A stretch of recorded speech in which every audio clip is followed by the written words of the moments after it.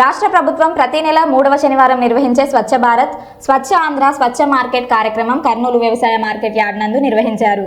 Market పాలకవర్గం committee chairman శ్రీమతి Golconda Azmat B గారు, vice chairman Seshagiri Shetty గారు, డైరెక్టర్లు శ్రీమతి మారుతి శర్మ గారు, శ్రీమతి కె సువార్తమ్మ గారు, గాన్ల శ్రీధర్ గారు, వేముల వెంకటేశ్వర్లు గారు మరియు టీడీపీ నాయకులు ఏసన్న గారు, నాగేశ్వరరావు గారు, మార్కెట్ యార్డ్ అధికారులు, సిబ్బంది తదితరులు పాల్గొన్నారు.